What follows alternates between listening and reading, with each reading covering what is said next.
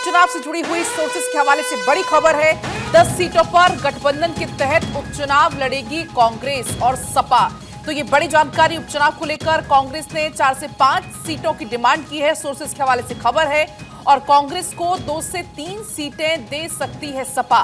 महाराष्ट्र और हरियाणा में कुछ सीटें सपा चाहती है।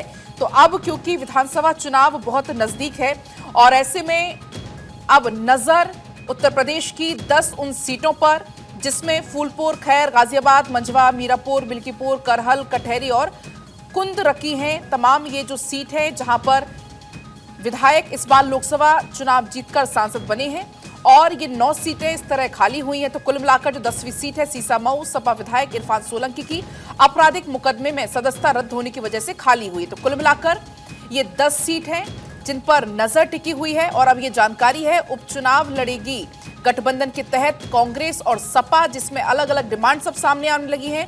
सोर्सेस के हवाले से जानकारी है कांग्रेस ने 4 से 5 सीटों की डिमांड की है। कांग्रेस को 2 से 3 सीटें सपा दे सकती है। सोर्सेस के हवाले से ये बड़ी जानकारी इसमें मिल रही है। इसी बीच हमारे साथ अवनीश विद्यार्थी जुड़ चुके हैं ज्यादा जानकारी के साथ। अवनीश, जिस तरीके से अब सोर्सेस ये बता रहे हैं कि कांग्रेस ने 4 से 5 सीटों की डिमांड रख दी है।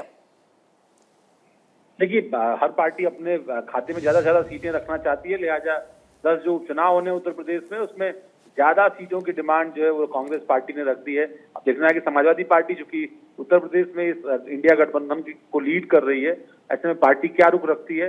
हालांकि आपने देखा किस तरीके से उत्तर प्रदेश के लोकसभा के जो चुनाव जब उत्तर प्रदेश में हुए तो वहां पर महज 17 सीटें जो है वो लोकसभा में कांग्रेस पार्टी को दी थी इंडिया गठबंधन के तहत समाजवादी पार्टी ने।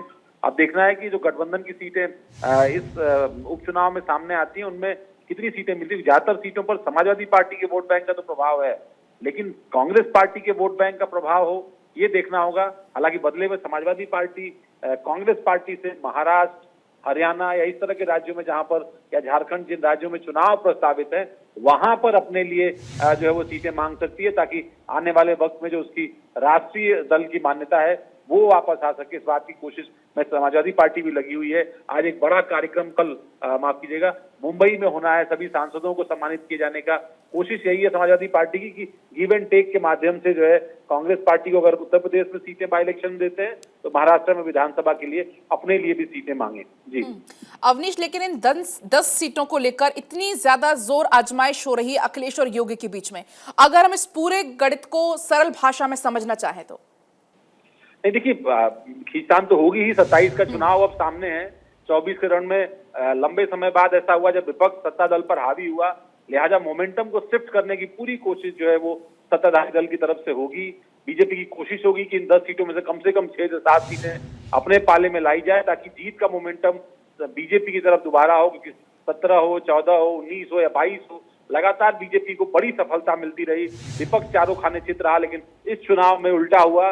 विपक्ष ने पटखनी दी सत्ता दल को, लिहाजा एक बार फिर उस मोमेंटम को गेन करने की कोशिश हो रही है। प्रत्याशियों के चयन से लेकर प्रचार अभियान तमाम की रणनीति पर काम चल रहा है। हालांकि चुनाव की घोषणा नहीं हुई है, लेकिन प्रत्याशियों में लगातार आप चहलकदमी दोनों ही सियासी दलों के दफ्तरों में देखी जा सकती है। इधर मंत्रियों की ड्यूटी लगाई गई है। योगी आदित्यनाथ ने सुपर 30 तैयार किया है अपने मंत्रियों की पूरी फौज, ताकि इन चुनाव में बेहतर परिणाम लाया सके। बिल्कुल, शुक्रिया, बहुत शुक्रिया आपका तमाम जानकारी के लिए।